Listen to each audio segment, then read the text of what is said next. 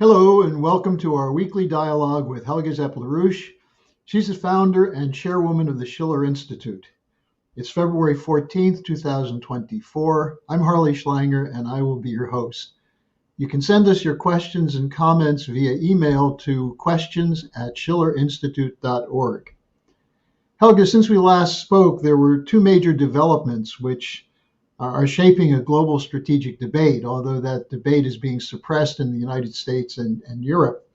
But these are the immediate threat of an Israeli aggression offensive into Rafah, and then secondly, the interview done by Tucker Carlson with Russian President Vladimir Putin. So let's begin with Gaza. As Netanyahu is escalating on Rafah, the LaRouche Organization's Jason Ross produced a documentary on the LaRouche solution to the three-quarter century war between Israel and Palestine, centered on your late husband's brilliant work on the Oasis plan. Lynn's idea transcends realpolitik and geopolitics, showing the true lasting peace requires acting on profound philosophical principles, such as those you identified in your important memo on the 10 fundamental principles. As we just recognized Lynn's legacy on the 5th anniversary of his passing, I think it would be very helpful to building a real peace movement to hear from you your thoughts on the LaRouche solution. Well, I think the situation in Gaza, especially in Rafah, reaches a point of absolutely unbelievable, dimension and potential human catastrophe. The IDF has already started some military actions in Rafah, leading to a large number of people being dead. But the Damocles sword that there will be a real massive intervention is hanging over the world's fate. And therefore, I think it is extremely important that the South African government just yesterday made another intervention requesting urgent action by the International Court of Justice to act on the basis of Article 75(1), which gives the provision that additional measures are required to intervene. Now, next week on the 19th to the 26th, there will be a review in any case about the demands from the International Court of Justice, and they will ask what has Israel and other nations, what have they done to prevent genocide? And, unfortunately, the opposite has happened. There was no prevention, but as a matter of fact, an escalation. So let's see what happens now, because as far as I know, if the International Court of Justice makes a ruling based on this more recent request by the South African government, the ball goes back to the UN Security Council, and they have to do something. And if that doesn't work, it goes to the UN General Assembly. I think I'm pretty right on this. So, this is an unbelievable situation, and that's why the best thing we could do and we can do, other than mobilizing people and asking an immediate ceasefire and, making people aware of it, because, the mainstream media in Germany and the majority of the politicians, they're just absolutely unbelievably, they pretend that nothing of this has happened. They still are talking about the right of Israel to defend itself, leaving out completely the ruling of the International Court of Justice, the provisional ruling, and the horrendous situation where more than 30,000 Palestinians have been killed and many more wounded and under the rubble and who knows where else. So there is a complete disproportionality, even if you say that the right of Israel to defend itself would exist. It has gone way, way, way beyond any such thing. But the politicians and the mainstream media, they just, they ignore that. And if people would not know what is happening, you could very well listen to the TV, read newspapers, and never find out what is happening. I mean, that's the really shocking thing about it. But that is not going to last, because the courageous action of the South African government, which is watched by the global majority of the world population, this is the driver right now.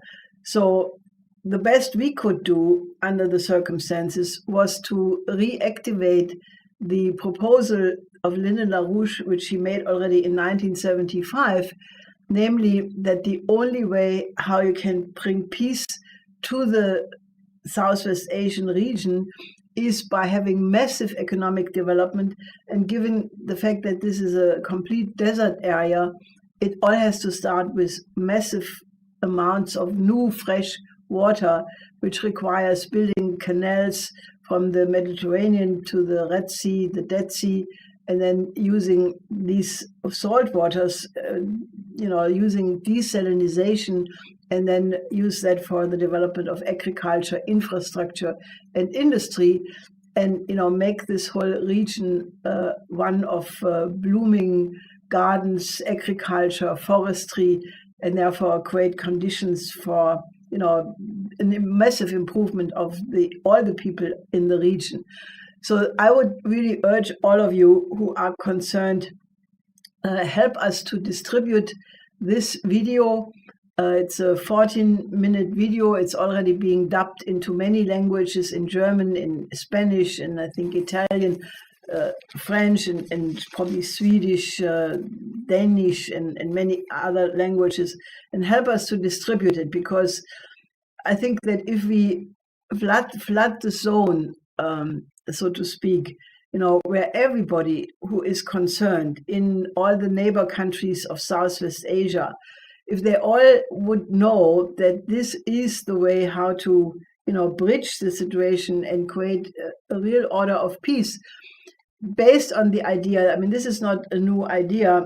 Already in 1967, Pope Paul VI wrote an encyclica which was called Populorum Progressio, in which he says the new name for peace is development. And it is the idea that no durable peace is possible unless you have an economic development which makes the life conditions for everybody so much better that they have an incentive to stop hostilities and move to an era of cooperation. So please take a look at this video, which is very well done, and it gives you a real vision of what this region could look like in a very short period of time if some donor countries would jump in and say we need a comprehensive development plan for all of Southwest Asia, and that is the only hope I can see to stop this situation to enlarge to a larger regional conflict, which could even go into a global nuclear war. So there is all the reasons to really intervene and help us to spread this video as far as you can. Get it to your parliamentarian, congressman, elected officials, city council, mayor, and let's create a real movement for development based on the idea that the new name of peace is development. Well, a supporter from Sweden wrote of his support for the new South African initiative and how important this is. But then he also pointed out that you've said that the U.S. could prevent further killing if only Biden would cut the funds to Israel and demand a ceasefire. And he asks, what will it take to make that happen? Well, I think it does require a lot more action of what is going on massively in the United States already.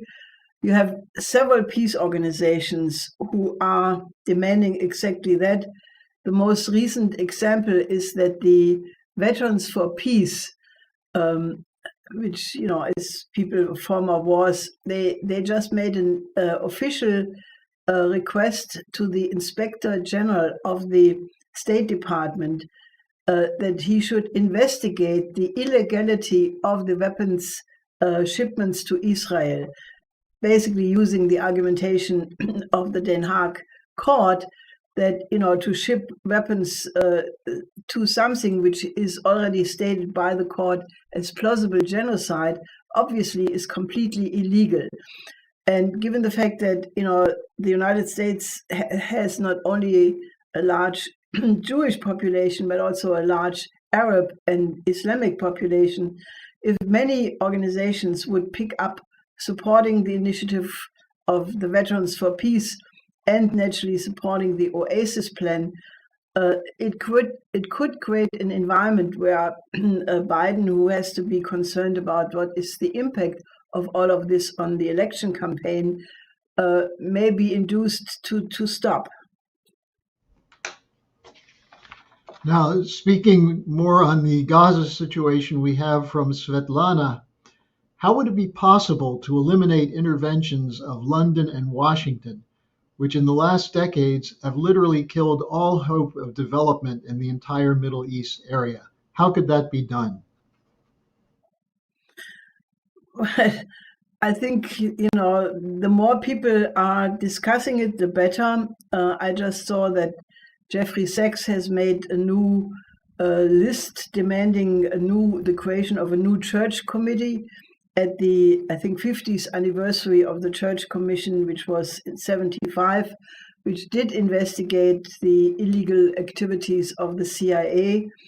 And, I think that these kinds of things, because there must be a remedy to the lawlessness into which we are plunging.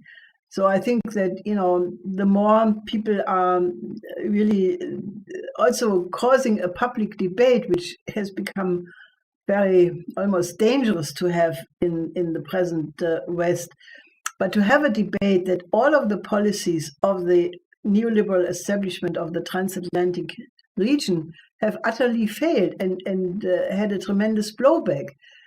And there must be a debate about that. For example, did the interventionist wars in the Middle East, did they achieve anything? Did they increase the interest for the United States or the British? No, they did not. They caused millions of people to die. But, the influence of the United States in Southwest Asia has and the British for that matter, has dramatically decreased. So it was not in the interest of the United States to do this. Similarly, did the sanctions regime against Russia accomplish what it was set out to do? Did it ruin Russia, as Baerbock always was demanding? No, it did not. It's ruining Germany, and that in a massive way. But the Russian economy is the strongest economy in Europe right now. So that did not work either. And I could give you, did the weaponization of the dollar accomplish what it was supposed to do, namely, to contribute to the ruining of Russia? No, it led to the de-dollarization, where many countries are now doing trade in their own national currency. So I think that, the more people start to raise these issues, because obviously the establishment so far have shown no sign of being able to reflect on the failure of their own policies. So that, I think, is one thing. And the other thing, which I think is equally and maybe even more important, discuss the alternative, discuss the options that, it would be so easy, and I really mean very easy, to remedy the situation if we could get the Western countries to cooperate with the countries of the global majority. I mean, there is a tectonic shift going on, which is already is taking place, and it's irreversible. It's just that some of the Western establishments have completely been, ignorant and indifferent because they think they are so beautiful and so good and nothing can ever happen to their arrogance. But the reality is that the world has moved already in a completely different direction. You have the BRICS, you have the BRICS Plus, you have 22 countries of the global south having applied to become BRICS members. 40 more have expressed their interest to do so. So there is already a trend where the global majority is moving in the direction of creating a new economic system. And the only way I can see that we avoid a catastrophe is that we get the European countries and even the United States to stop the geopolitical confrontation and say we have to cooperate. And I think that to discuss about that and to discuss, the new security and development architecture, which we are working for now since almost 2 years, spread that idea, take the 10 principles I suggested as a basis for the discussion, and get a discussion among journalists, among think tanks, among universities, because I think we are really challenged. Are we the creative species which can avoid its own self-destruction, or are we condemned to be like lemmings going to the cliff and jump over it?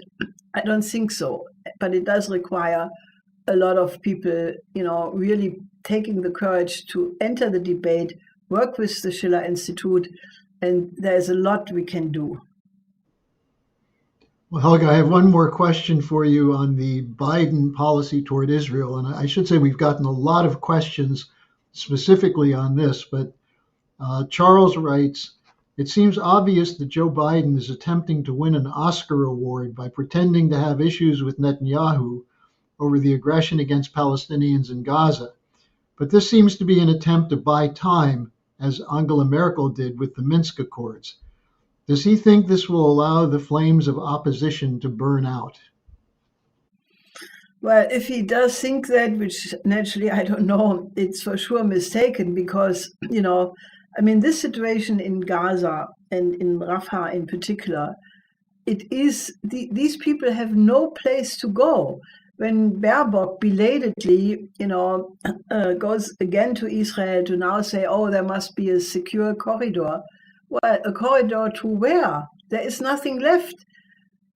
Egypt has refused to allow the Palestinians to be driven into Sinai because they don't want to have another time bomb ticking, and they have even threatened that they will cancel the peace treaty with Israel if there is an attempt to push people into Sinai. So there is no place these people can go. And they're sitting there, and I don't even want to imagine, how afraid and how desperate almost 1.5 million people are who are starving to death. And, people like Chris Hedges, I think he was a Pulitzer Prize winner, and before Jean Siegler, who was a UN high-ranking official, they described in detail how people die of hunger. And it's the worst kind of death because the organs start to self-consume themselves and all the functions disappear one after the other. And it's just an absolute martyrium. But that martyrium is what Palestinians are suffering in Rafah right now. So this cannot be, there's no way how you can make that undone. The only thing you can do to remedy it would be, to go with the Oasis plan, immediately have a comprehensive Middle East peace conference, go for the two-state solution, and then have economic development. And if all the neighbors would help, and other countries from, the so-called global north, you could really start to improve the situation very, very quickly. But it does require a massive mobilization of a lot of people, including you. You're listening to Helga Zepp-LaRouche, the founder and chairwoman of the Schiller Institute, and we're discussing the major developments of the last days. And you can still send us your questions. Send them to questions@schillerinstitute.org. Let's shift direction now to look at the situation in Europe and Germany in particular. I've gotten several emails expressing anger at the discussion coming from German government officials about needing another 100 billion euros or 300 billion euros in the defense budget in order to, quote, deter Putin, unquote. Now, one of these emails said that these officials must not have heard Putin's answer to Tucker Carlson on Poland, where he asked the question, why would we invade Poland? Another person asked, who is the target audience being addressed by the neocons at the upcoming Munich Security Conference, which will be pushing the same military buildup line? And then one more direct question, are Germans really that stupid? Well, unfortunately, I can only say that the contemporary Germans seem to have lost the ability of previous generations, which after all produced a lot of thinkers, poets, inventors, philosophers. Germany was once called the people of thinkers and philosophers and poets.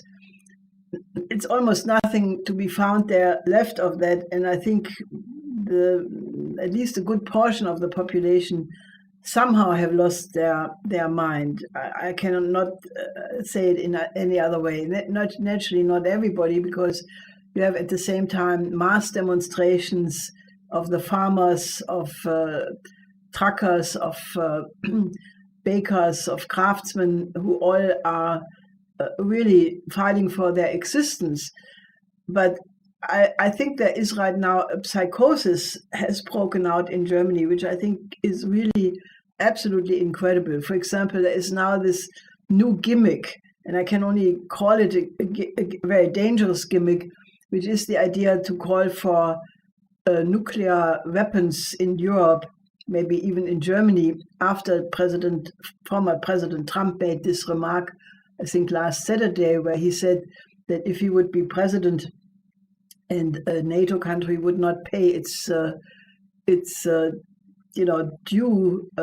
dues, its payments necessary of the 2% to NATO, then he would basically not only not come to the defense of some country, but he would basically encourage Putin to do whatever he likes, or some formulation like that. This has caused a complete outcry, and now several people are calling for nuclear weapons to be built and established in Europe. Among them, the leading candidate of the Social Democrats for the European Parliament, Katharina Barley. This is even the high representative of the military-industrial complex in Germany, Marie-Agnes Strack-Zimmermann. She is saying this doesn't make any sense, because apparently she has a little bit of knowledge about the field, contrary to Mrs. Barley, and says this would take a long time, because you cannot just put some nuclear weapons along the border. You need to develop the industry, the skills. This takes training, 10 years or so. So it's just an immediate, and then some people, and I don't even want to mention their names because it's so ridiculous, they say, and who should then control the nuclear button? Maybe we should have a suitcase which then travels from one capital to the other, so there is a rotation of responsibility of who pushes the button. Now, people who are discussing with this about this topic in such a frivolous way, I think they should go to the psychiatrist and have themselves seriously inspected if they have a problem, because we are sitting already on the verge of World War III. We have two crises, one around Ukraine and the other one in Southwest Asia. Who could go wrong at any moment? And I think anybody who under these circumstances tries to push Germany into supporting to arm Europe with nuclear weapons, first of all, has forgotten the history. Do you really want Germans to have nuclear weapons? I think the whole world better makes its voice heard, that while Germany has behaved relatively okay in the last several decades, the very idea that Germany, with the guilt we definitely have as a historical burden, with what happened in the Second World War in particular, I think the neighbors of Germany and all of Europe would go in an uproar about this idea, and I would not even blame them for doing so. Secondly, Germany has signed the Non-Proliferation Treaty and the non-spread of nuclear weapons, and that's a good thing. Nuclear weapons should be banned. To have even, to abandon nuclear disarmament, which was a serious matter a while ago, is crazy. Nuclear weapons, which could lead to the annihilation of the human species, should be banned And there are already 50 countries or so who have signed a treaty of outlawing nuclear weapons for a very good reason. Because if they ever would be used in any scale, and you don't even have to use all of them, I think if you use 10% of them, you would have a nuclear winter of 10 years, and that would be the end of all human life. So the people who are pushing this in this situation, while they have no diplomatic proposal, they have no vision to end the war, they only are talking about more weapons, more weapons. Why? Because the military-industrial complex has the profit. And it should be noted that both Scholz and Habeck just now came out and said that they want to make the German military-industrial complex competitive in the world. Now, these are really wrong ideas, and we should absolutely oppose that and say what we need is not a new militarization, but what we need is a diplomatic solution to all the problems. In the age of nuclear weapons, war is not an option, and that should be clear to everybody. And I think that the need to have a lot of people speaking out on that is very clear. Well, Helga, we have an answer to what you raised earlier from Harry Smith. He said the Uniting for Peace provision of the UN General Assembly does allow, by a simple majority, the legal authority and duty to use military intervention to stop crimes against humanity if the Security Council fails its duty. So I think he's confirming that you were right in saying that it would go to the UN General Assembly.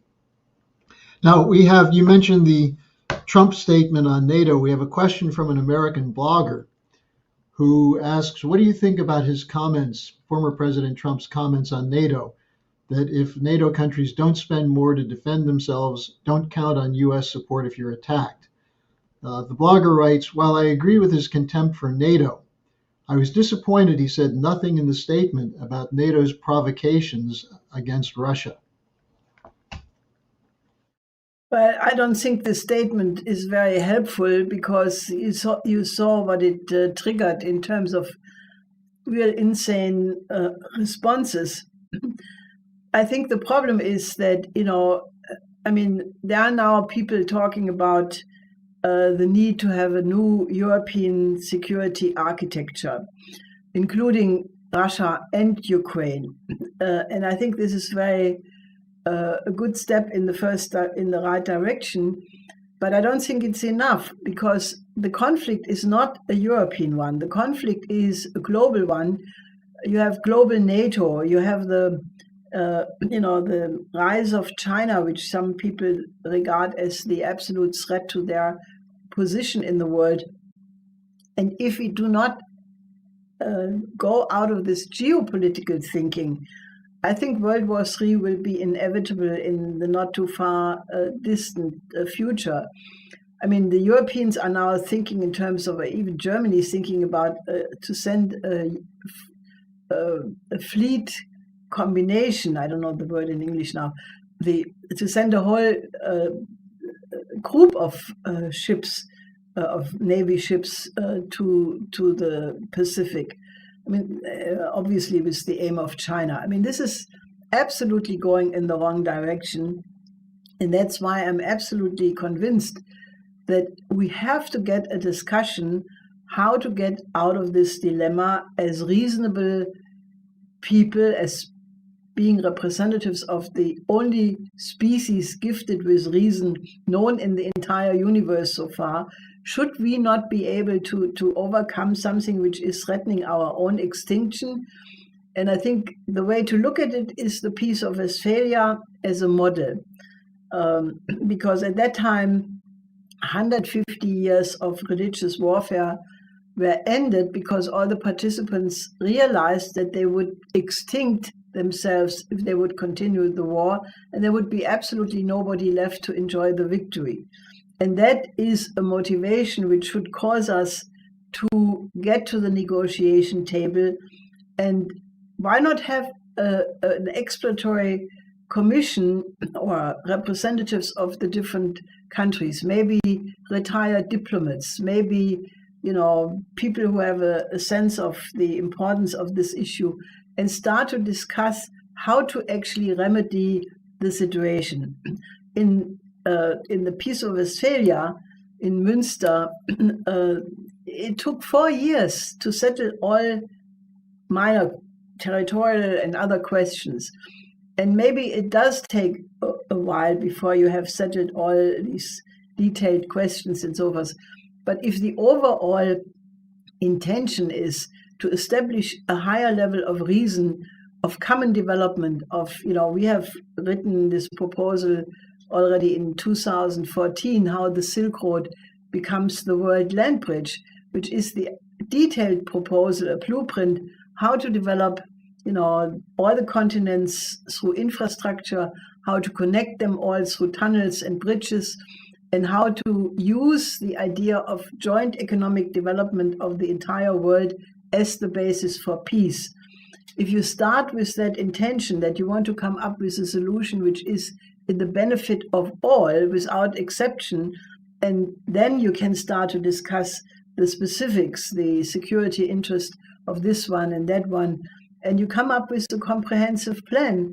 I'm absolutely certain that this can be done, but it does require that some courageous people are stepping forward, like retired diplomats, who have the experience how to conduct such discussions. And then I think we can find a solution. So please look at the Oasis plan as one integral part of this World Land Bridge proposal, and then you have the way how to think about it. And I think the other thing is people should download your fundamental principles, the 10 principles, which is an example of how this works as a real principle of statecraft. So that's available at the schillerinstitute.com website. Helga, I have one final question for you from Jeremiah, who asks, can't we just expose the warmongers as supporters of colonialism? Whatever happened to the American commitment to promote the general welfare? Well, you answered your question yourself. We should expose them. There are some people in the United States from Pax Christi and other organizations who are already, making actions, civil, direct, peaceful actions, nonviolent actions against the merchants of death, the military-industrial complex. The farmers are demonstrating against the cartels. And if you look at the financial structures, you find out that the military-industrial complex, the financial institutions who control Wall Street and the City of London, and the cartels, they're all the same thing. So what the colonial or former colonial countries are trying to get rid of for good, namely, the structures which prevented them from development, which is in large part the international financial institutions, the cartels, and the military-industrial complex, there are the same phenomena. They are not nations. There are oligarchical structures which only allow the profit maximization of a few, while making the large majority of the world poorer and poorer and poorer. And that is the structure which we have to change. Well, Helga, I think we've gone through most of the questions I have. There are a couple that are much longer, and maybe we can answer them via email.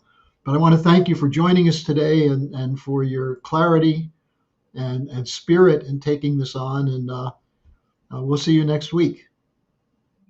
Yes, and get active with us in the meantime.